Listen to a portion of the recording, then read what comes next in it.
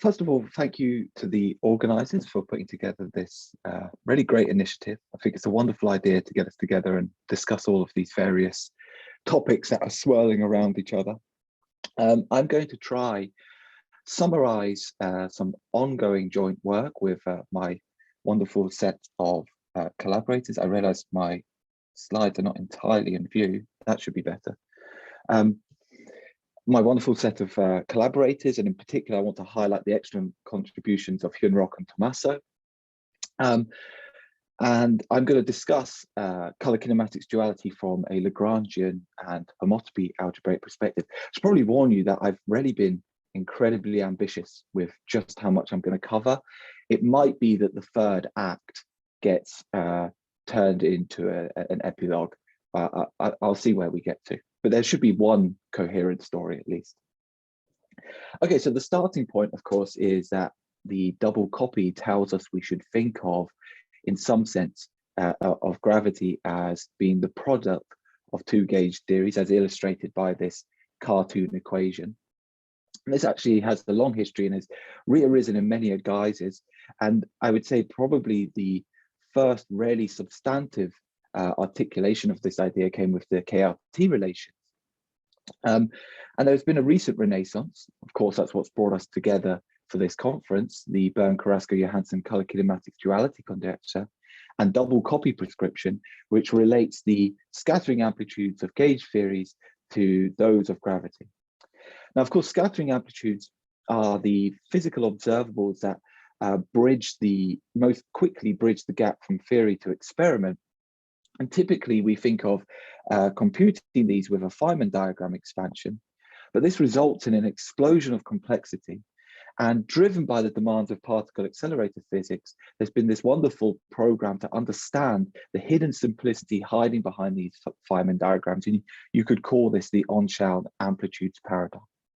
And in turn, this has revealed deep hidden structures lurking behind these amplitudes, which have led to new insights into the underlying theories themselves. And I would characterize color-kinematics duality as precisely one of these unexpected outcomes. So just to say what it is for anyone that might have, as quickly as possible for anyone that might have not encountered it before, the starting point is the observation that we can schematically reorganize any endpoint owl loop amplitude in terms of a sum of integrals where the integrands have this nice factorized structure. We've got the color numerators, which are composed entirely out of the gauge group structure constants, and the kinematic numerators, which are composed entirely out of the kinematic data, that is the polarization and momentum data of the external gluons, as well as the propagators. And we can organize that this is a sum over purely cubic diagrams, even if we have higher point vertices in our starting Lagrangian. Now, given this reformulation of the amplitude into this cubic factorized form, the statement of color-kinematics duality is that whenever a triple of the color numerators satisfy an identity of this form, which is their raison d'etre, it's underpinned by the Jacobi identity of the underlying Lie algebra of the color gauge group, then the corresponding kinematic numerators must obey precisely the same kind of identities, and we call these the kinematic Jacobi identities. And when they do, we sometimes call these the BCJ numerators. And this is highly non-trivial. It's not at all obvious from the Lagrangian point of view that this should be possible, but it's nonetheless been proven at tree level from a number of perspectives. And there's also mounting evidence that it holds at loop level with highly non-trivial examples, although it remains conjectural. The double copy prescription then says that if I assume color kinematics duality is realized, i.e. if I've got the gluon amplitudes written in this color kinematics dual form, then gravity comes for free by just replacing the color with the kinematics. And this is just the tip of the iceberg. So I've just thrown up a slide to give you some idea of the tremendous number of generalizations and applications and implications that have been developed since this initial observation. Just about every theory that you could conceivably think of has been touched by these ideas, and we've learned wonderful new things about perturbative quantum gravity, and we're discovering applications to even classical general relativity in the context of black hole mergers. And of course, these generalizations, implications, and applications are underpinned by an effort to understand what color kinematics duality and the double copy are at some kind of fundamental level. And I'd say that these are questions that are in their own right just as interesting. And again, there are many approaches to this, and we'll hear many talks addressing such questions. But the particular perspective on this that I want to focus on today is that of the Lagrangian notion of color kinematics duality, the idea of manifesting color kinematics duality in the starting off-shell Lagrangian point of view. In a way, this is going in the other direction to the to our starting point of the on-shell amplitudes program. So the first example of this was actually appeared in one of the seminal papers in 2010, where the validity of the double copy for tree level amplitudes and loop amplitudes, assuming color kinematics duality, was shown. In that same paper, they demonstrated that you could make color kinematic duality respecting numerators out of the Feynman rules of a modification of the standard Yang-Mills Lagrangian. So in addition to the familiar terms from the Yang-Mills Lagrangian, where I've got the kinetic term, the cubic interaction, and then the quartic interaction has just been blown up into a purely cubic thing through the introduction of an auxiliary field, I've got this collection of new terms that represents a 5-point vertex that enforces color kinematics duality at 5 points. And the reason this is legitimate is because this is actually identically equal to 0, and so it doesn't change the amplitude at all. And you can realize this in terms of some auxiliary fields that enforce the 5-point color kinematics duality correspondence. And then written in this form, the purely cubic Feynman diagrams, it produces purely cubic Feynman diagrams, and in this case, up to 5 points whenever you have a color Jacobi identity, you'll get the corresponding kinematic Jacobi identity. Now, thinking about this a little further and taking into account off-shell symmetry considerations leads one naturally to consider the full BRST or Batman-Vilkovsky complex, where one isn't just interested in the Yang-Mills one-form gauge potential, but also in the accompanying Ghost and Nakanishi-Laudrup fields required for gauge fixing and BRST quantization, but also even the corresponding anti-fields that appear in the BV complex. And incorporating the full BV complex leads us to the logical conclusion of this idea of lifting color kinematics duality from a statement of amplitudes to a statement about Lagrangians in the following sense. Color kinematics duality can be realized as an infinite dimensional symmetry of the Yang-Mills BRST action. So what do I mean by that? I mean that there is a way of recasting the Yang-Mills action such that it involves purely cubic interactions, and the color structure constants are paired with kinematic structure constants that are morally on the same footing. Where this is not, this A field here is now no longer just the Yang-Mills one form. It includes the BRST ghosts, gauge fixing fields, and all of the auxiliaries that would be required to manifest the color kinematics duality. And I would say this is a very natural form of color kinematics duality. It's natural in the sense that it's now just a traditional symmetry of the action. But in another regard, it's also non-standard. The Feynman rules from this action produce loop integrands that are color kinematic dual, but there is an anomaly in a certain respect that I will make more precise later in this color kinematics duality, in the sense that these integrands will be non-unitary, and there are Jacobian counter terms that enter to repair the non-unitarity. And these Jacobian counterterms themselves are not guaranteed to be color kinematic duality respecting. At first sight, this poses a problem for the standard generalized unitarity proof that the double copy holds. But in fact, once you've formulated your theory in this form, your Yang-Mills theory in this form, one can directly double copy the BV action itself, and one sees that the double copy is manifestly valid in that formulation of the problem. So that's the next step. One can take two of these parent Yang-Mills actions written in this color kinematic duality manifesting form, and through a process that's very evocative of meiotic reproduction of diploid cells, fuse them into a daughter gravity theory. In the case of pure Yang-Mills theory, this will produce something that's semi-classically equivalent to the Einstein-Hilbert action plus the axion-dilaton term. Moreover, this double copy prescription actually extends to the symmetry. So one learns that the diffeomorphisms and local supersymmetry of supergravity have their origins in the gauge symmetry and global supersymmetry of the Yang-Mills parent theories. So that's one part of this story.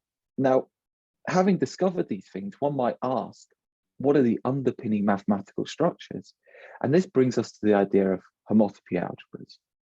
Now, homotopy algebras are actually becoming an increasingly ubiquitous part of high energy theoretical physics. They appear in condensed matter, topological quantum field theory, T-duality, M theory. And at the most basic level, one can think of taking your standard one form gauge field and extending it to a tower of higher gauge fields. One way of thinking about this is that associated to a Wilson line, we have a one form gauge field. And if we rather instead consider a string and a Wilson surface, we have associated to that a two form, and then we can go on so up higher up the chain. And this brings us with it the notion of higher symmetries, where the gauge symmetries of Yang-Mills theory are controlled by a conventional Lie algebra. The symmetries of these higher gauge theories are controlled by what are known as homotopy algebras. Very roughly speaking, what a homotopy algebra does is it generalizes the familiar algebras, matrix, Lie algebras, for example, to include higher products. So in particular, one might consider the Lie bracket of a Lie algebra, which satisfies a Jacobi relation as an identity. And in a homotopy Lie algebra, this gets generalized to n-ary brackets that can take any number of arguments, which satisfy nested Jacobi relations, but only up to homotopy. And I mean that really in direct analogy to the standard idea of homotopy in topology. So you'd be forgiven for asking, what does any of this have to do with the color kinematics duality? Well, when we initially exposed the color kinematics duality of the Yang-Mills Lagrangian, this was very much hands-on quantum field theory. It was the legs of the swan doing all the hard work underneath the water. But we didn't address what this color kinematics and what this kinematic algebra underpinning the color kinematics duality should be in any concrete sense. But just recently, we've kind of been able to appear above the water and see the swan gliding up above. And I don't mean for you to take anything from this slide concretely. I just mean it to illustrate the idea that we can find a path from foundational mathematical objects, symmetric monoidal categories, operads, causal duality, homotopy algebras, directly up to the physics of gluons, quarks, scattering amplitudes, and the symmetries of nature. And I hope to make the buzzwords appearing in this diagram a little more concrete as I proceed. But the punchline of this, the kind of cartoon punchline, is that color kinematics duality is a symmetry of nature in, roughly speaking, in the same sense that a mug is the same thing as a donut. I'll make that statement clearer by the end of this talk, hopefully. Okay, but before we get to that, let's revisit this idea of exposing color kinematics duality at the level of the action. So As I mentioned in my introductory comments, the first thing that one does is to make physical tree-level color kinematics duality manifest. That is, color kinematics duality for the on-shell transverse gluons, the genuine amplitudes of the theory at tree level. And what one can do is add a quintet. So color kinematics duality is automatic up to 4 points. At 5 points, it's not automatic, but one can add a 5-point vertex such that the Feynman diagrams render color kinematics duality automatic. And in fact, one can extend this to all points, as was demonstrated by Duality and Weinzierl.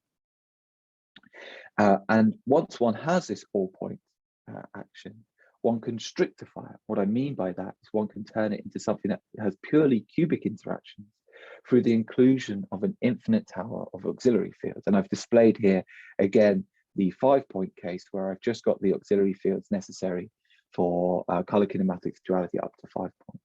But in principle, this can be done to whatever order you desire. Now, having done it for the physical transverse on-shell gluons, the next step is to extend this to the complete extended BRST state space, which includes the unphysical longitudinal modes, as well as the ghost modes in the external state. And ultimately, the need to do this is to ensure that there is a consistent double copy of the BRST charge. But the basic intuition is that if one were to consider loop Feynman diagrams, then we have off-shell modes propagating in the Feynman diagrams. And we should really include those in our color kinematics duality considerations to go from tree level to loop level. So how does one do this? Well, the first step one does is to relax the transversality condition. And in doing so, extend the physical amplitude to some BRST extended amplitude. Let me continue calling it an amplitude, even though this is now an unphysical object. And when one does this, the color kinematics duality that you guaranteed for the physical amplitudes will now fail on the unphysical amplitudes. But in direct analogy to the case with the physical gluons, one can always compensate for these failures by introducing new vertices into the Lagrangian. So you can introduce now a new 4-point vertex that enforces in the Feynman diagrams the color kinematics duality for longitudinal gluons in the external state. But there's a key difference with respect to this case. Here, this vertex was identically 0, enforced through the color Jacobi identity. In this case, these vertices will be necessarily non-zero. They will change this BRST extended amplitude.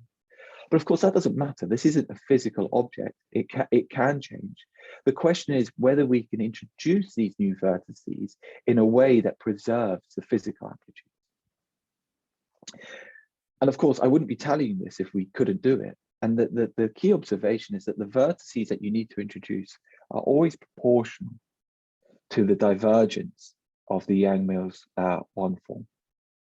And we can always introduce such vertices simply by shifting the gauge fixing fermion.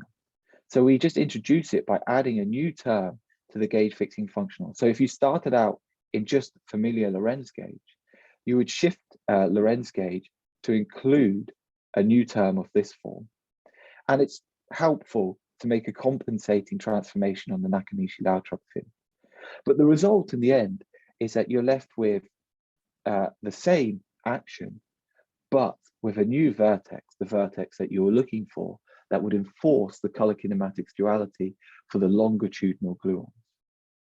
And once you've done this, it's not too difficult to convince oneself that you can extend it to the BRST extended amplitude with ghosts on the external lines.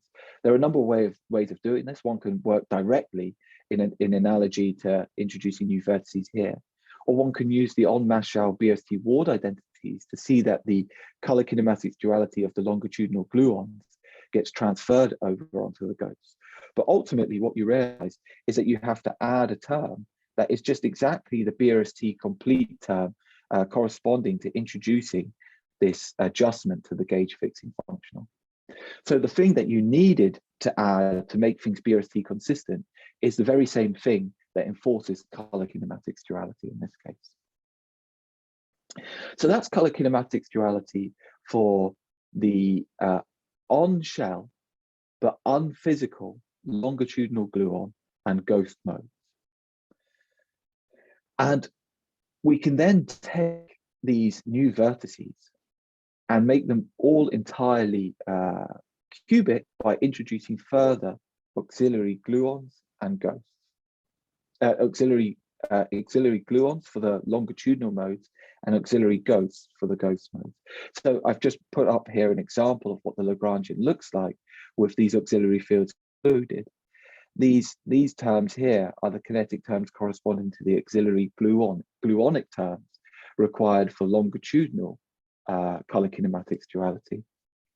And whereas this term here is an auxiliary ghost that's required for the color kinematics duality of extended BRST amplitudes, including the on-shell external ghost. And at this stage, we have a cubic, we get purely cubic Feynman diagrams that produce tree-level color kinematic dual amplitudes, including for the unphysical longitudinal modes and ghosts, and indeed the auxiliary fields. Now, the final step is to lift this on-shell condition. That is, we want to relax the external momenta to be off-shell. In doing so, this results in new violations of color kinematics duality.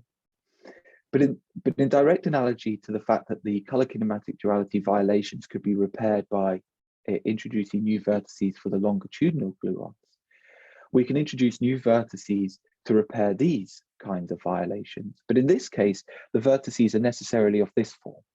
They contain the Leron Borsten of a field, precisely because they should vanish whenever we go on shell.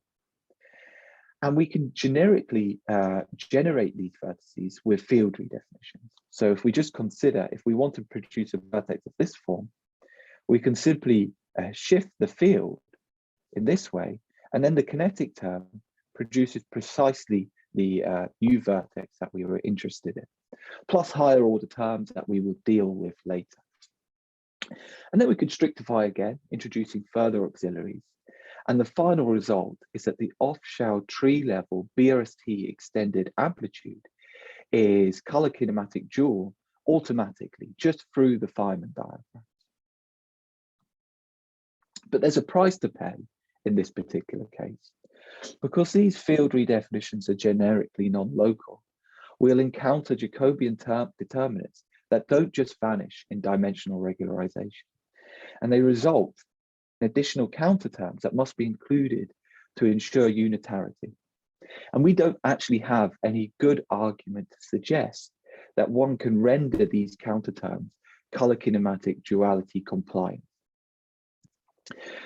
So in this sense, our off-shell color kinematic duality is anomalous on the physical Hilbert space. One builds your loop integrand by gluing together Feynman diagrams. It will automatically be color kinematic duality respecting. But when one comes to restore unitarity by introducing the corresponding Jacobi counterterms, this will break this color kinematic duality generically. And I should emphasize, this is not to say that color kinematics duality is impossible at the loop level.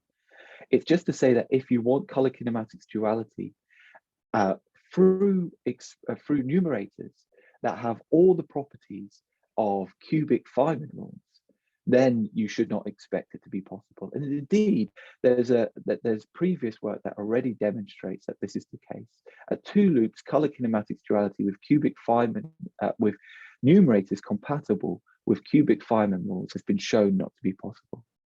And here we understand this possibility as a sort of color kinematics duality anomaly. So just to summarize everything I've just told you, we can, through a special gauge choice and a series of field redefinitions, and the introduction of an infinite tower of auxiliary fields, we can make the Yang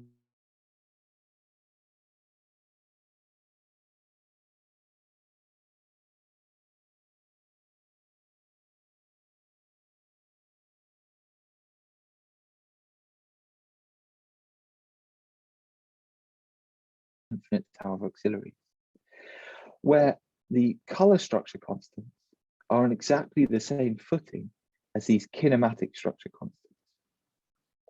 These are just the structure constants of the gauge group Lie algebra, whereas these are multilinear differential operators that crucially obey precisely the same identities as their color counterparts. So I've got a kinematic, I've got a color metric and a color structure constant, and I've got a kinematic metric and a kinematic structure constant. And as operator equations, they obey precisely the same identities, with the one subtlety that these are graded symmetry relations here, corresponding to the ghost degree of the fields of the associated indices. So color kinematics duality can be expressed as a formal equivalence between the kinematic structure constants appearing in this action and their corresponding color counterparts. And once we've done this, we are then ready to double copy the BRST Lagrangian. And that's the second part of this story.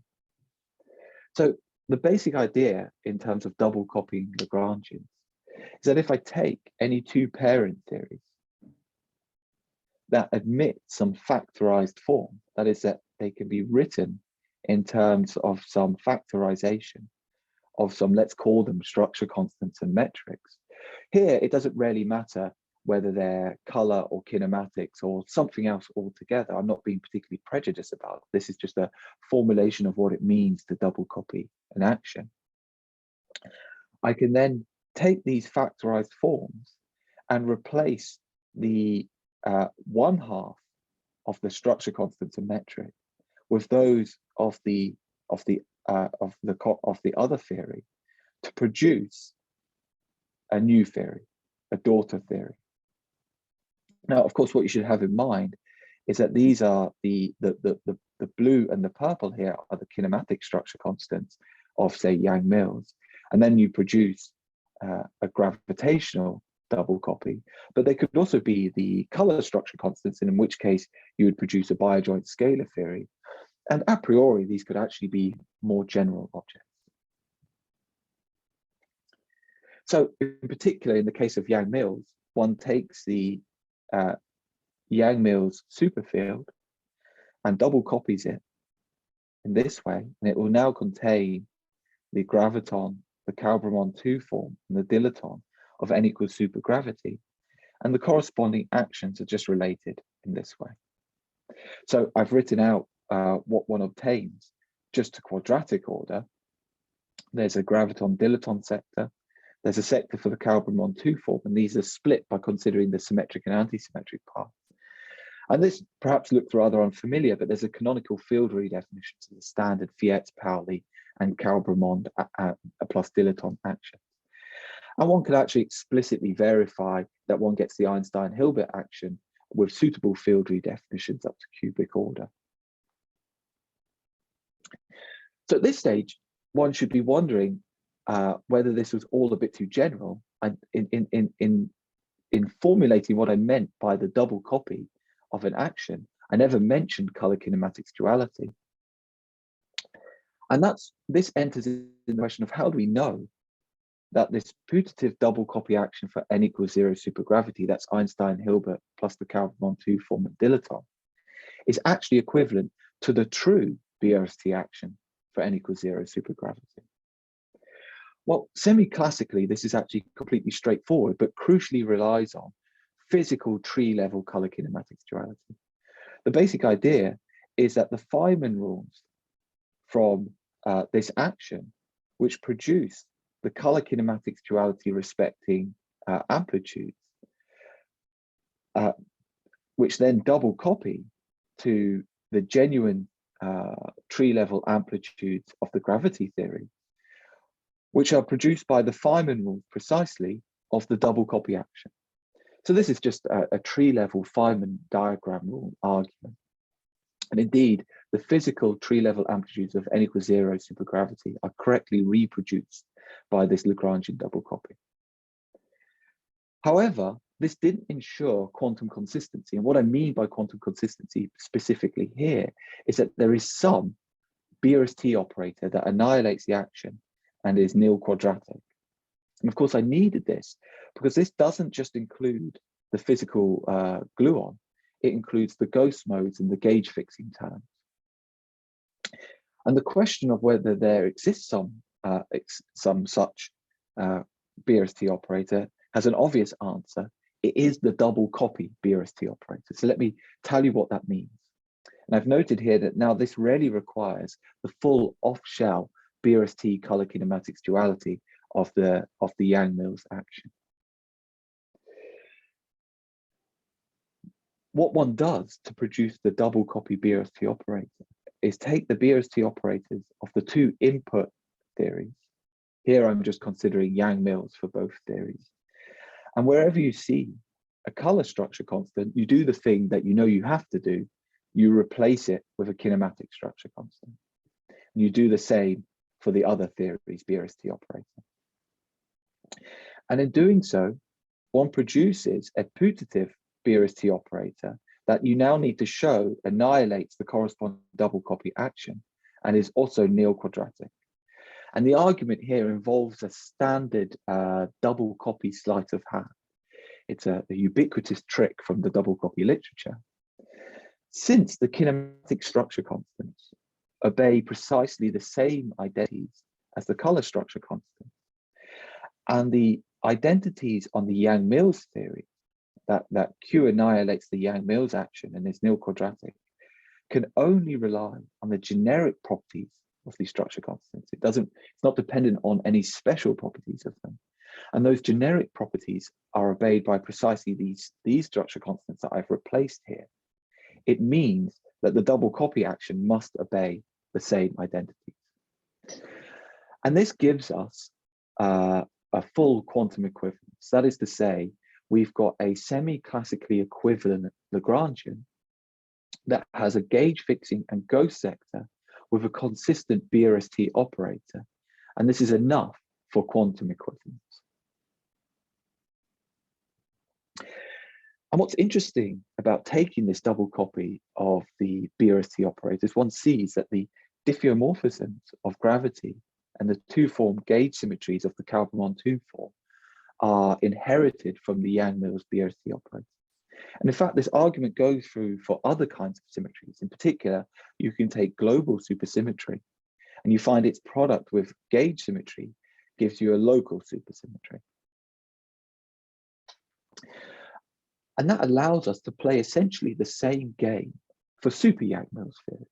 So the key difference one has here is that one takes the Yang-Mills superfield and enhances it by introducing a corresponding fermionic component. Fermionic, not in the ghost sense, but now in the boson fermion sense, which just really encodes the fact that we've now introduced the gluino and all its corresponding ghosts and auxiliaries. And then when one double copies it, one produces a supergravity multipler. Here I'm considering type 1 super Yang-Mills in 10 dimensions and type 2A and B supergravity, where we produce gravitini and Kalbermann field strengths, as well as all of the ghosts and auxiliary fields needed for color kinematics duality. And following the symmetry arguments, one sees that the double copy of global supersymmetry produces local supersymmetry, where we've introduced the corresponding double copy of the local super ghost and the Nielsen-Kolosch ghost, auxiliary ghost. This is the fact that we could do this. Oh yes, let me. So all of the arguments that I made in the bosonic case essentially go through here. There's some interesting subtleties in the Ramond sector that I'll come to in a moment.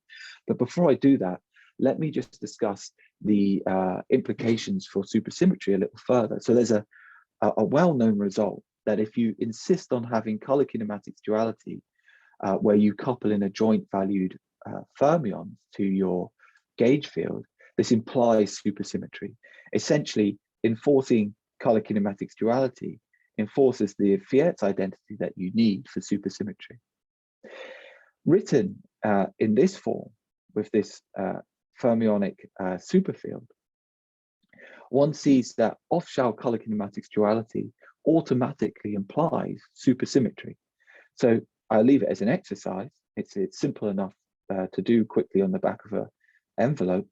If you take the color kinematic duality manifesting super Yang-Mills action, then you can quickly see that it's invariant under the obvious supersymmetry transformations of this form.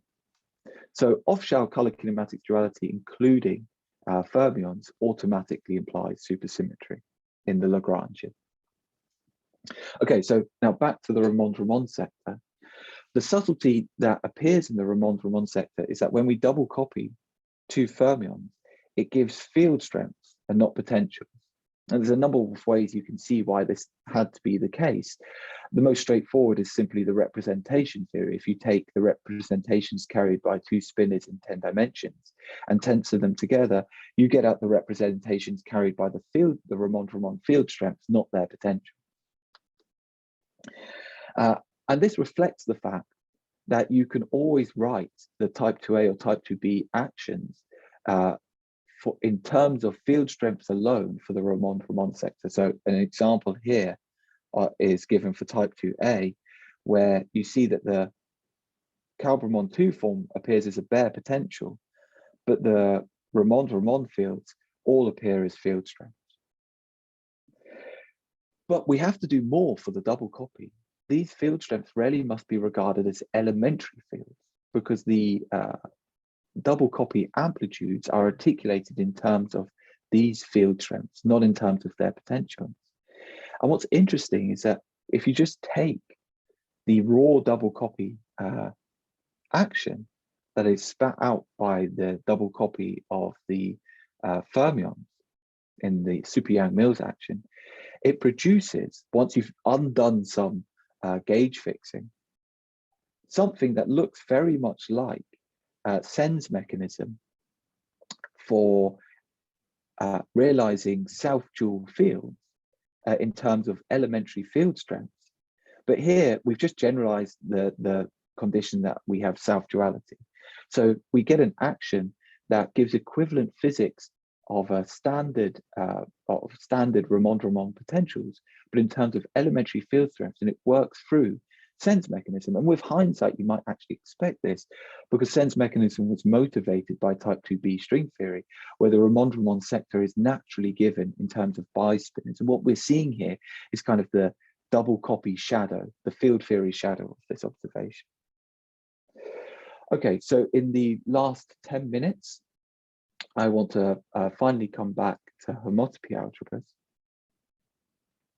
So underpinning homotopy algebras is the notion of operads, which are a one level of abstraction above algebras, in the sense that they heuristically encode multiple operations with multiple inputs and a single output. This can be generalized to multiple inputs and outputs that obey basic relations that you expect. And this gives us powerful abstract reasoning for deducing concrete statements. For example, one could ask the question of, when does a given chain complex with some algebraic structure, some algebraic product, when can this structure be transferred to a homotopy equivalent chain complex? And the answer is almost always, but you have to allow for a richer algebraic structure in the homotopy equivalent chain complex. And this gives us the notion of a homotopy algebra that contains higher operations. So I'm only going to leave the door ajar to infinity algebras, but I encourage anyone who's interested to push it open. It's incredibly interesting, and I would ignore the warnings that us physicists can get lost in maths, because getting lost can be fun, and sometimes it's the only way to discover something truly new. And you won't be lost in the dark. There are excellent textbooks that can guide you, and they have some contact to the physics. But informally, let me just say what a homotopy algebra is. So as I mentioned before, they generalize associative, commutative Lie algebras to include higher products, satisfying higher relations up to homotopies. So the paradigmatic example is that of Lie algebras, which generalize to L-infinity algebras. Now, where in a Lie algebra, we have a vector space and a Lie bracket, which satisfies an anti-symmetry and a Jacobi relation. For an L-infinity algebra, we have a graded vector space and higher brackets that can take arbitrary numbers of arguments, which are still graded anti-symmetric, but now satisfy homotopy Jacobi relations. And I've written down one example of a homotopy Jacobi relation. You see that we've got the standard graded Jacobi relation, and it's relaxed up to a co-cycle that's given by the higher brackets. So if all of the higher brackets vanish, we land exactly back on a graded Lie algebra, a graded differential Lie algebra. And this could be realized for all of your favorite algebras. So associative, commutative, BV algebras, Lie algebras, and so on. And what's important for our purposes is that the homotopy Maurras-Cartan theory of an L-infinity algebra is related directly to the BV formalism of a Lagrangian quantum field theory.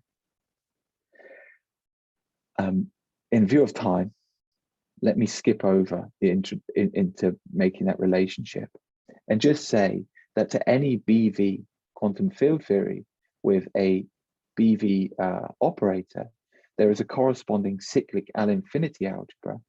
And I've given you some idea here of what it would look like for Yang-Mills. It's the thing that you expect.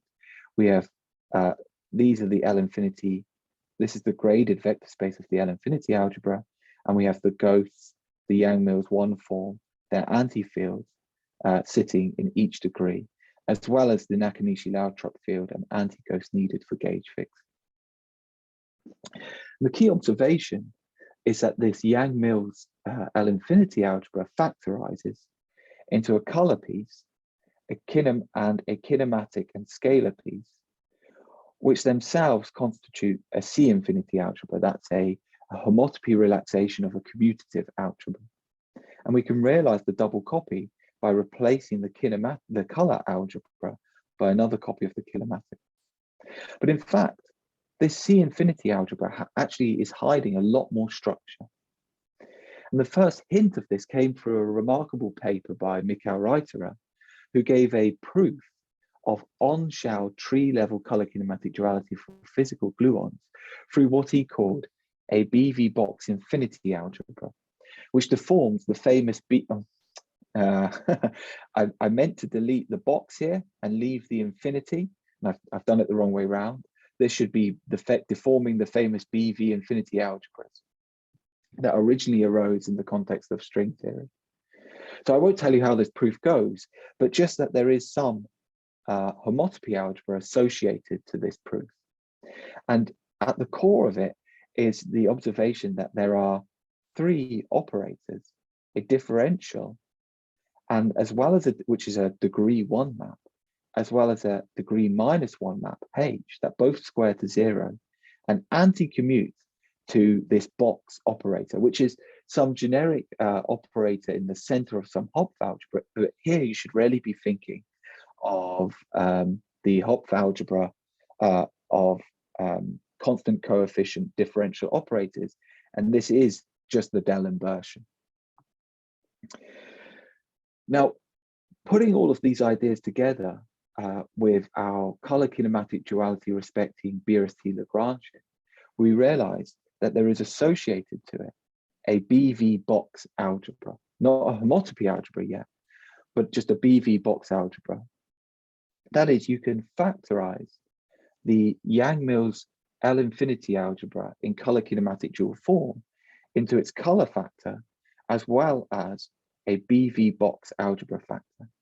And again, we see that we've got a differential and a degree -1 map H that anti-commute to give you the Del inversion, but also satisfy these further relations where we've introduced two products in this BV algebra, a commutative product and a graded commutative product and a graded anti-commutative product, where crucially this unary operator has to be second order with respect to this graded product.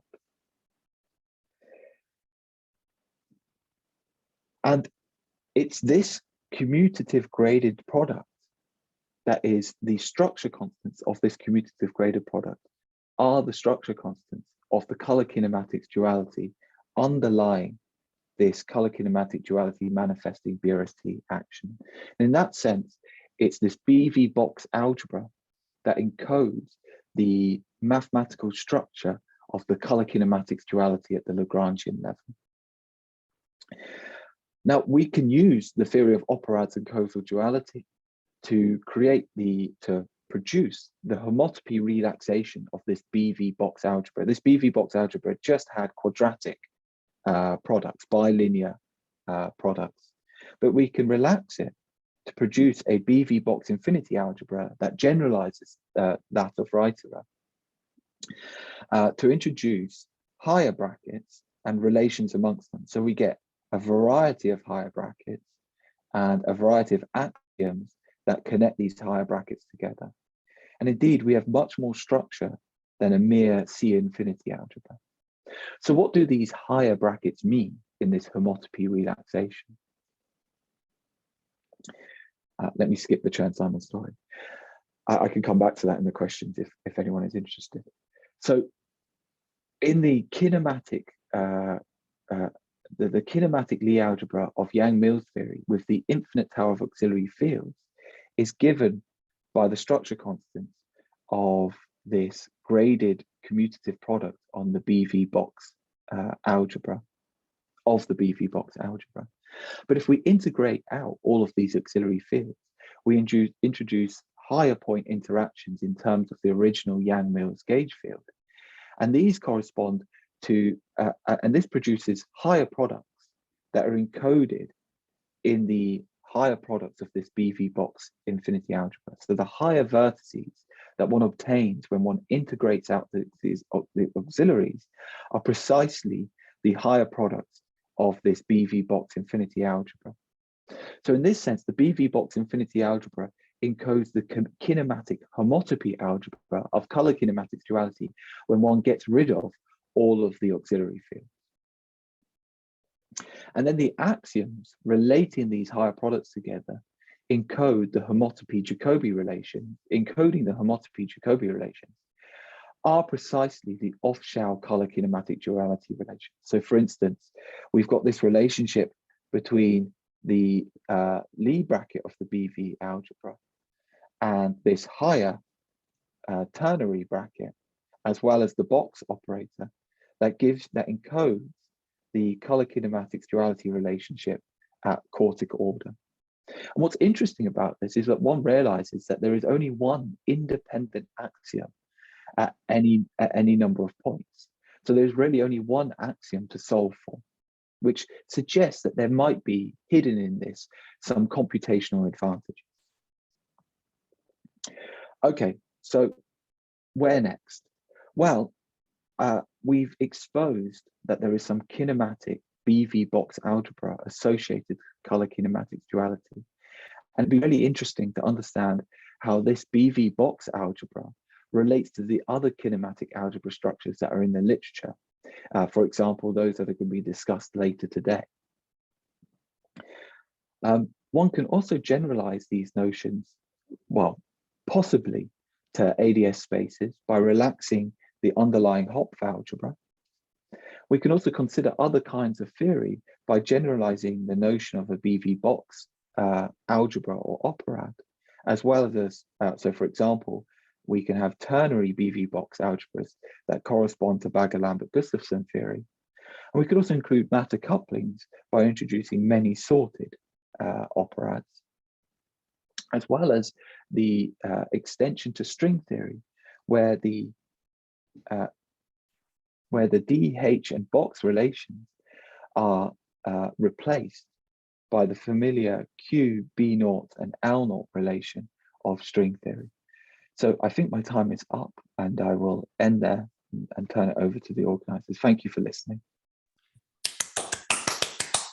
Thank you very much, Leron. And the next talk will be at 4:40 Central European Time. Now questions, both for the previous talk by Johannes and for Leron talk. So, two questions. I have a question for Leron. Could you go to the end of your first half or first part? Yeah. Hi, Ricardo. Hi. You want the first third in the Color-Kinematics duality? It was before the Singami or something. Yes. Yeah. Okay, if you go back.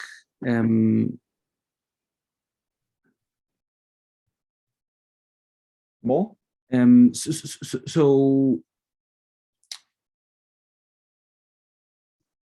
what I guess the question is, are you producing kinematic numerators in gauge theory at loop level that can be squared to valid numerators in gravity? Yes. So I mean, to a degree, it depends on your inclinations or how you want to compute, but the integrands that one generates from this action are integrands of the gravity theory that are genuine integrands. One does, because they're produced by Feynman. This is the Yang-Mills case, right? You're pointing at the Yang-Mills one. Yes. So what I mean by, okay, so let me start over.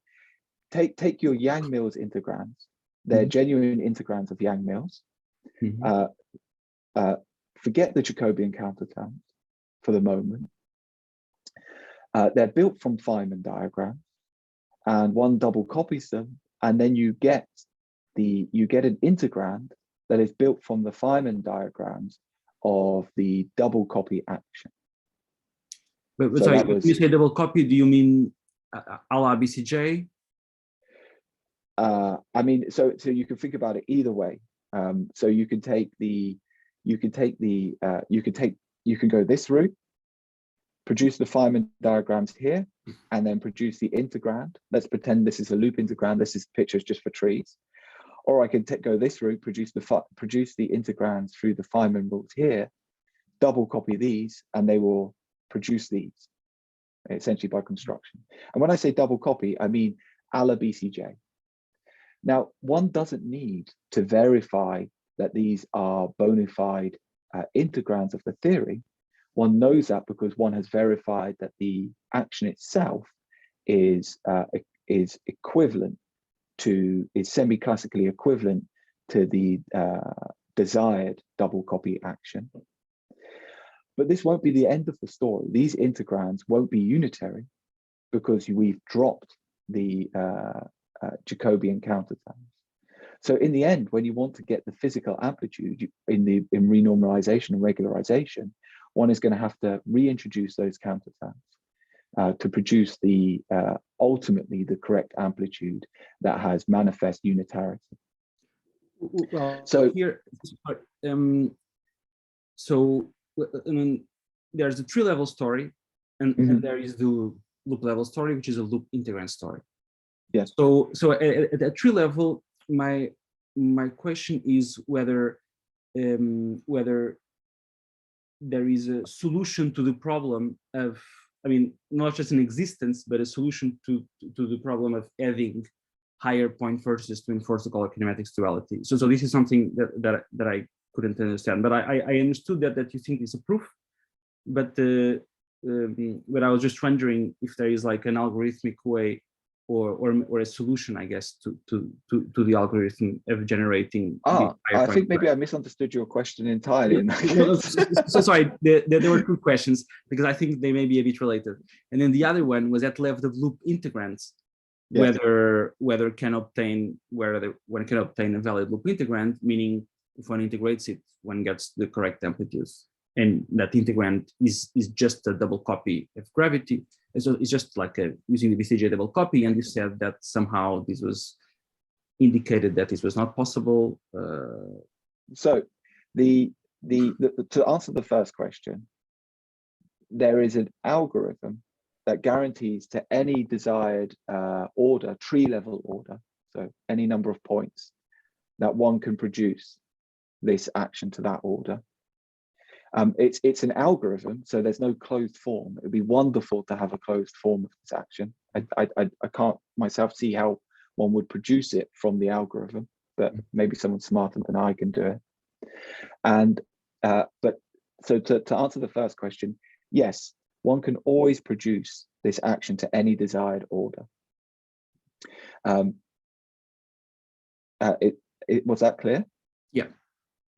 So then the second question is, do the loop so the tree level integrands then produce when you double copy them produce the tree level amplitudes when you double copy them produce the correct tree level amplitudes? And the second question was, what happens for the loop level integrands?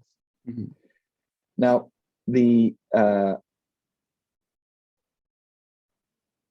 because at loop level we have these Jacobian counterterms that have not yet been included. I mean, when one produces, so take this action and produce the loop integrand from the Feynman rules of this action. That loop integrand will be color kinematics duality respecting, and if you double copy it, it will produce a loop integrand of the gravity theory. But in both cases, you're left wanting of Jacobian counterterms that will enforce unitarity. But it will be a genuine integrand in the sense that it will be derived from the Feynman rules of some action. And then one must introduce counterterms when one renormalizes and regularizes, when one actually does the integrals that will ensure unitarity to get the true amplitude at the end.